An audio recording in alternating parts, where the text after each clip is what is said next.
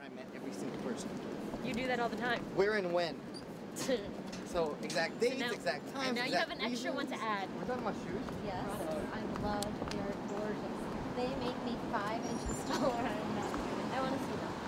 I want to wear these shoes. I have That's what this, they do. You're originally from LA, right? I'm originally from Seattle, but I live in LA. I knew you were in, So, yeah, I knew you were in Seattle. same neighborhood as me. I know, that Growing is up. so weird. 3 blocks.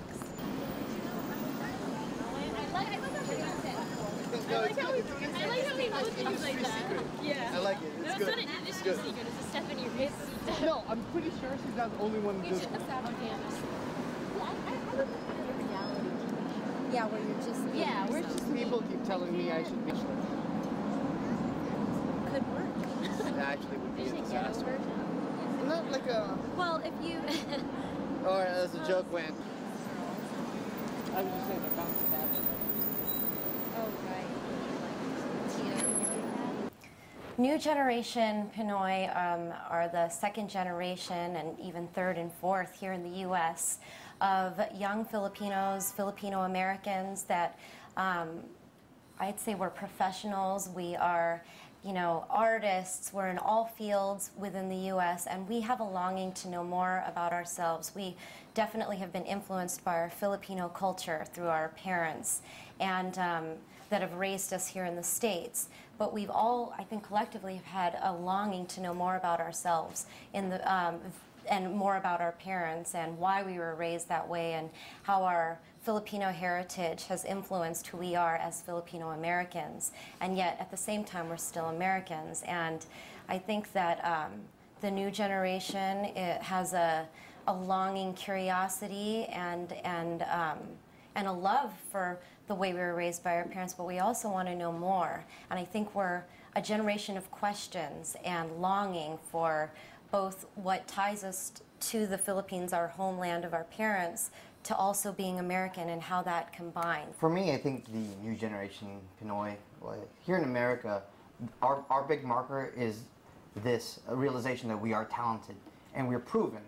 And we're proven because we work for maybe a large company that draws us talent from all over the world. We go to a university where there's students from every corner of the world, and we're competing with them, and we're able to be successful in a measurable way. We've seen 2 new presidents here in America and in the Philippines that represent that change. And I think with things moving so fast, with the internet and everybody getting the same information, it's possible and doable for this change to happen now with our generation, or at least begin. In the Philippines, one lady teacher in the Philippines explained to have the mentality, even our generation, of, oh, well, because it's a Filipino, I want to go and support. We had the big Obama campaign here and the energy of the youth and change in America that we wanted based on the last administration that was here, and it was just so exciting to see somebody come into office that represented that change. And I was so thrilled to see that that same energy and that same inspiration came with the Noy Noy campaign. We just had, you know, I watched all the footage online and I saw the light in my parents' eyes and in all my titos and titas here, and everyone sort of got this energy that, like, from all of what we heard from our parents and our grandparents about how corrupt the Philippines is and how bad politics is, it was the first time that I actually saw Filipinos collectively here in the States give an energy of hope and, wow, you know, maybe now we have a chance because of what President Noy Noy's family represents, which from what I know is truth and honor, and his influences seem to me and seem to us here that his influences are more about the honor of the Filipino and the honor of the Philippines, and that just represented so much excitement, and it also made us want to get more involved because we thought before what we were always told, you know, we're not from there, we're not there, but what we were always told is, oh, you can't trust, you know, donating to any cause or doing any work over there because once you start giving money, the government takes it, or, you know, and there was such a disregard. But now it seems people are really excited to give back to the Philippines because they have an element of hope and trust in this new administration. The best they can do is to create an environment where it's conducive for business. And once they do that, what's got to happen is that when investment capital comes in, either domestically from Filipinos in the Philippines, starting up businesses there, or from foreign investors pouring investment into the Philippines, the country's got to capitalize on that, and we got to make sure that when people do have jobs, that we're able to provide a substantial and appropriate return to those people who are making those investments. They don't really know how to run the business well because it's run by that guy. It's kind of the last time, and it's the resident. Wait.